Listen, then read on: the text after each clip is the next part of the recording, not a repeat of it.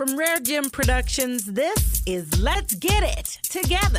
Class is back in session. It's the Money Classroom. From basics to building wealth, budgeting to a blessed legacy. It's all right here. Access, information, and opportunity. So that's number 2, paying yourself first. Then number 3, look at your one of your largest expenses is your home situation. Yeah. I want you to think about, if you're renting, think about moving toward home ownership. And if you're renting in a place that is maybe not the best, look at moving to a place that is more efficient for your dollars. If you're living in a situation where the landlord doesn't take care of the maintenance, it's time to go.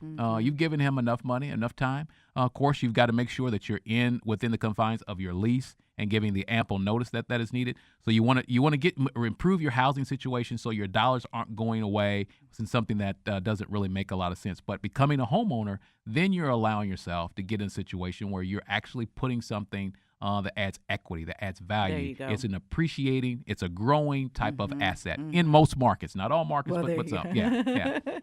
Keyword. So that's our next one. And then I want you to begin to, when you think around all the decisions that you have to make financially, there are a lot of things that we have to make. I want you to begin to declutter some of those decisions.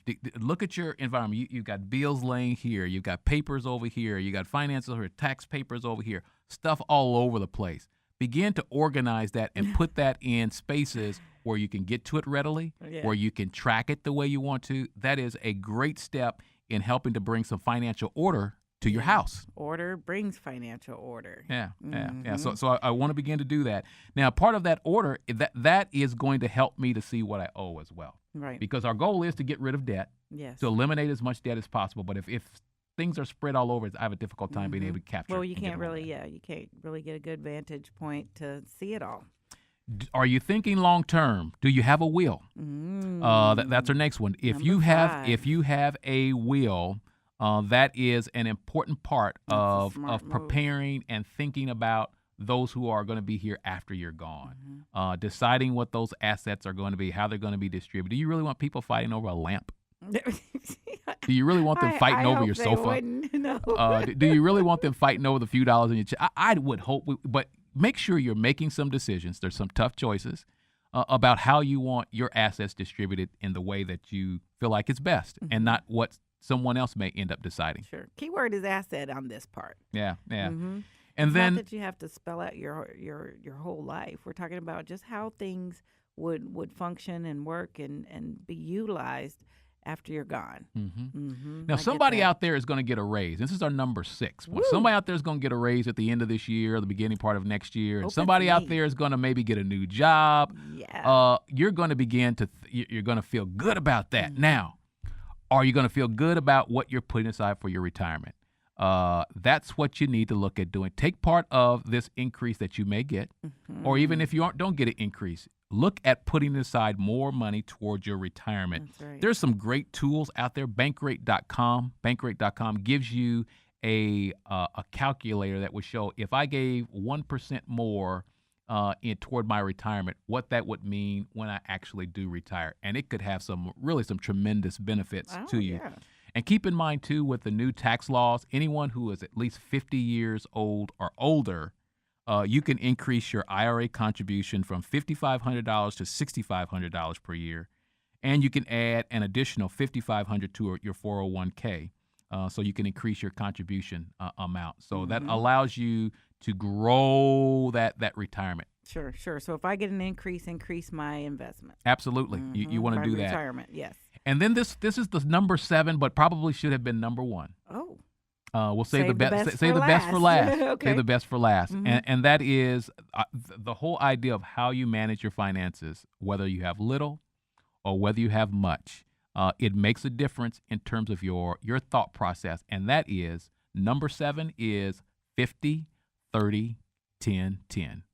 50, 30, 10, 10. Write those numbers down. 50, 30, 10, 10. And what that means is to your needs, that's 50% of what you have coming in. Okay. Your wants are 30%. Your savings, 10%. And then what you give, that's 10% out there as well.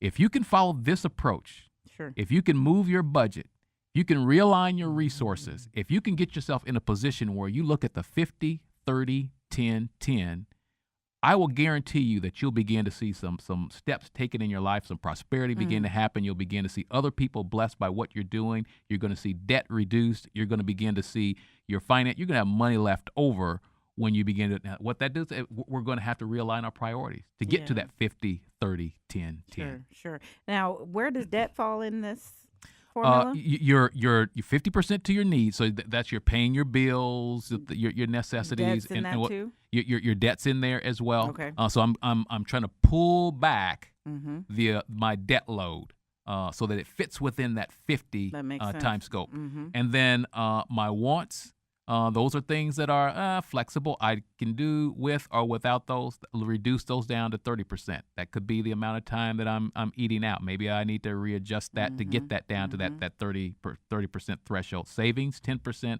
and then the last 10% is giving. When we do these things and we do them well, we'll benefit ourselves, our family, and our future. We most certainly would. 50, 30, 10, 10. Absolutely. Love it. Those are smart money moves. So bring on 2015.